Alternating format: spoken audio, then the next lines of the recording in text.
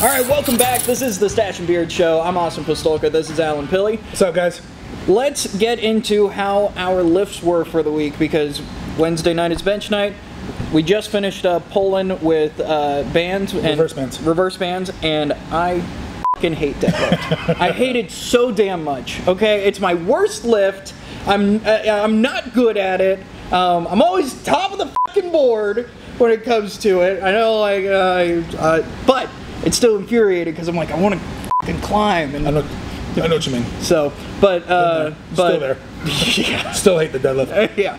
So Wednesday night for the Raw guys, we had reverse bands. Again. Yep. Y'all reverse banded on bench. Yep. Reverse. What'd you work up to? Worked up to. I got 405 and missed on 435 because I didn't make the right jumps. Gotcha. I knew I was running low on my energy, so I was like, Rick said I gotta go 4:10.5, so I'm like, I got one more in me. I remember that conversation. I come back there to ask you guys how everything was going, and you're like, oh, me and Ricky going at it. Yeah. So I remember you telling me you had to go 10.5 to push him. Yeah. Yeah. So, but it was good.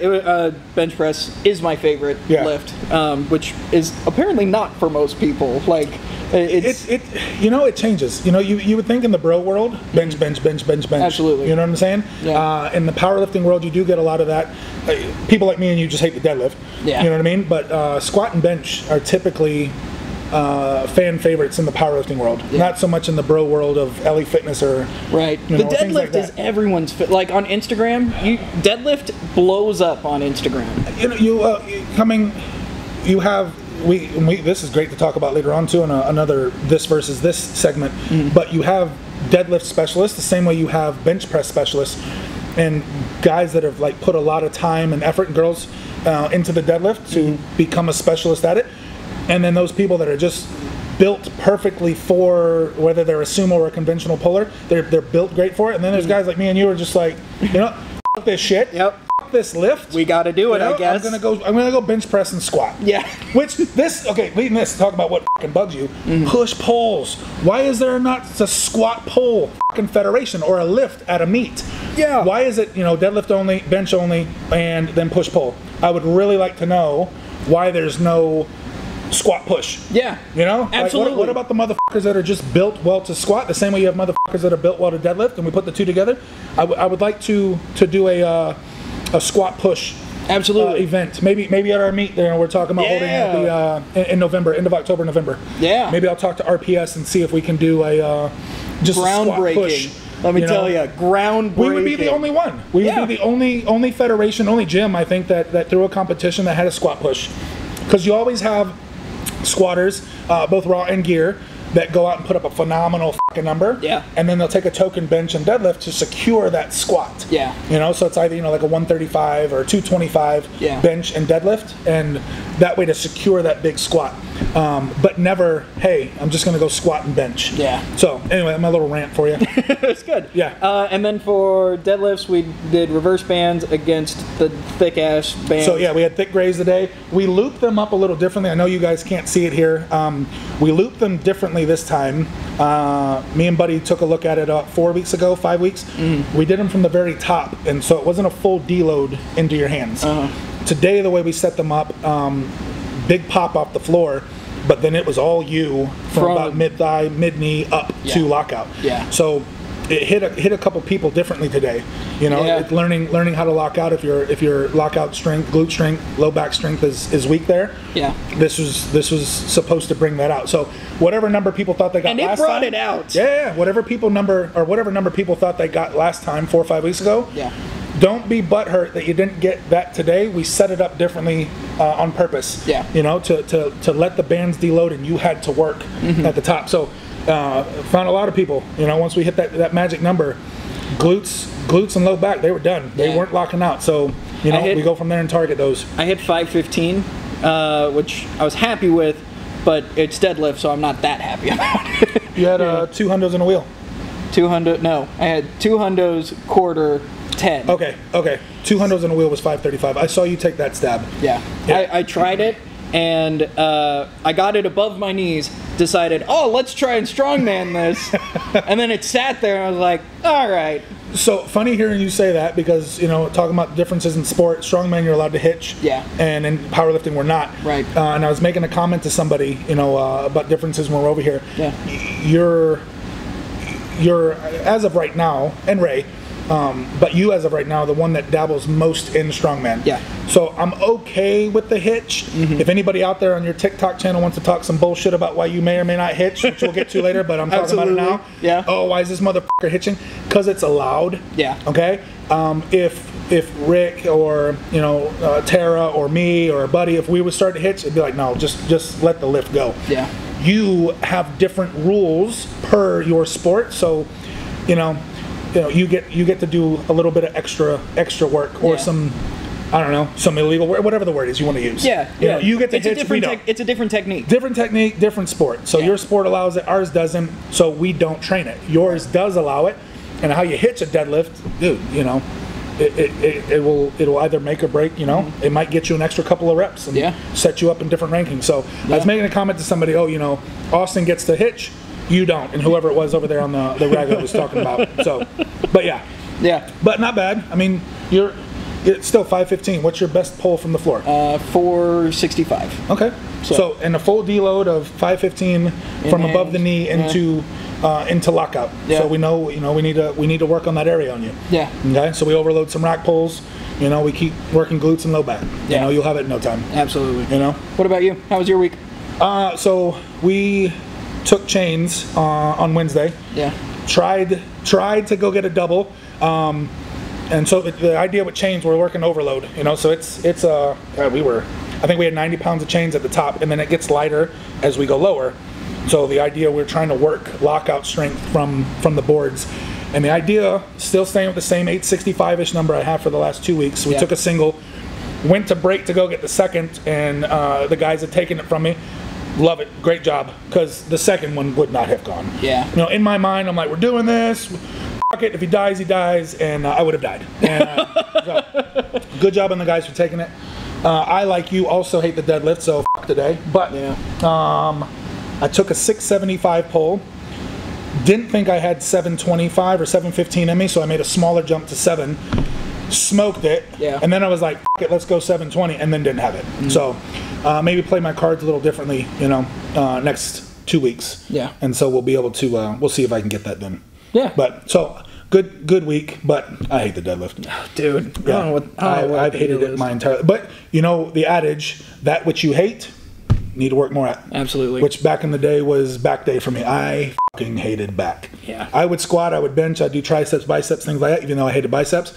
And now, like, I'm like, dude, we got to work back. We got to do more deadlift work. We got to bring up that leg lift. I know it sucks, but you know, we go build the deadlift up, and you know, I don't know. Yeah. You know, makes everything else grow as well. So for sure. So a lot of the guys and gals here at CTX are getting prepped for competitions that are coming up. Yeah, we got kind of what I call meat season. Like we literally get ready to just go. Yeah. So yeah, and with that, I've had a lot of questions in my mind about different federations and testing versus non-testing, and so I guess I want to kind of just walk through how, like, how about this? Let's go with this way. Walk me through what it's like being in a federation that is not tested, and kind of what kind of hate gets thrown at those federations, and is it warranted? So, you know, I like to fence straddle on this show. So if I'm going to walk you through how I would go to signing up for an untested federation, it's going to sound smart-assy. I fill out the application, I click send, I pay them my money, I go compete, I go train. Yeah. And I don't get tested. If I am a gear-using athlete or a non-gear-using athlete, and I want to go lift in this untested federation, I just hit submit, I pay my dues, I go train. And that's it. And that's a little more difficult on the tested side. You know, like you then have to go through, you got to click, you know, I want to be a tested athlete. And as best of my knowledge, I have had several athletes with us who have gone the tested route, and it is very random. Is it? They may take a look at you and you slide right by. Yeah. They may take a look at my next athlete, and he or she just like, you know what, we're going to make you go piss in a cup. Yeah. So that is a little more. So what are some of the federations? Because I hear all the acronyms and I don't know who's who. So the biggest federation out there as far as the tested side that everybody knows is the USAPL and the IPF. Like they're more on the strict side of, hey, our athletes are lifelong non-gear using or anabolics using athletes, and their rules state, to compete, you can't have certain substances in your body, even so much so as caffeine. Certain levels of caffeine. Really? Certain levels of creatine. Which two substances. Really? Creatine and caffeine. Certain substances like that you and I can literally go and buy at a gas station. We can buy at a grocery store. Not something like certain illegal anabolics that we can't buy at a gas station. I'm not buying taco chips and Trin at 7-Eleven, but I can go like I did today, and I got Vibrant. So I got caffeine pills over in my backpack and a Red Bull, and things like that. So certain levels of that, if they're too high, man, you run to a gas station and pick up some what the fuck? What the fuck are those Monster. Pills? Monster. What are those, Monster. What are those fucking pills called? The sex pills? Oh, where they're like extends. Yeah. So like you grab one of those and pop it in, and from a gas station, it's basically the same thing as steroids, right? Which is not. To somebody who's never taken anything in their life and extends, hey, may do some shit for you. So that's on the tested side, and the biggest ones, like I said, USAPL and the IPF. However, on the geared side, okay, or untested federations that everybody thinks of, you also have the tested side. So in the RPS and the APF, you have the tested side of things. So you and I could both go to the RPS, and we could either go be tested or we could be untested, And I didn't realize that they had both sides of it. Yep. And us being, who we are, we have non-using individuals, athletes who go and who are tested, and they opt to get tested. Like, hey, I'm a non-drug using athlete, and you, like I said, the RPS, you got the APF, and they're typically thought of as, I guess, drug-using federations. Yeah. But they're not looked down upon by the athletes that compete in them. If anything, so I'm going to your portion about hate.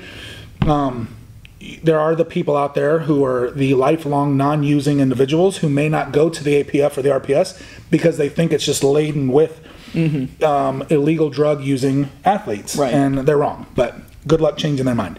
Right. And that's a big thing. Like, we see this in fitness culture across YouTube, Instagram, TikTok now.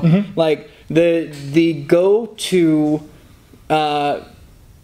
diss, the go-to putting you down is in the comment section is if you are a bodybuilder of any type or you lift heavier than I do, oh, you're on steroids, you're cheating. Yeah. And so it's always like that. It is always like that, and it's kind of frustrating for both sides of, if you are a using athlete or if you are not, if you're natural, either one, it's frustrating because there are ways to be safe about it. You know what I mean? Like, and so there are some people who do, and they're fine with it, and there are some people who don't, and they're fine with it. And so the back and forth bickering and fighting of it, I don't know if it, like, the hate doesn't seem warranted. Because there are famous guys like, and I was telling you this beforehand, there's Jujimufu, who has talked about how he is an all-natural guy, and then there are guys like Larry Wheels, who has talked about what he uses, and so they aren't bad. One isn't bad, one isn't good. They're both just in their own fitness community. They're doing their own thing. Absolutely. And here's my take on it. I don't give a shit, man. Okay? What I look at, regardless, if you want to be a lifelong non-user or a lifelong user, and coming back to being safe, I don't give a fuck if you want to be unsafe. I don't give a fuck if you want to be safe. Yes. Unless you're in our crew, our group, and you dabble, I'm gonna tell you to be smart. I want you to take care of your body. Sure. Okay. So there is that. These guys out there, like I mean, honestly, I don't care. Yeah. I don't care that they use. Yeah. I don't care that they don't use. You know what I look at? The fucking hard work they put in. Absolutely. Because they could be a non-hardworking individual and they look like shit. They lift like shit. They're a piece of shit. Yeah.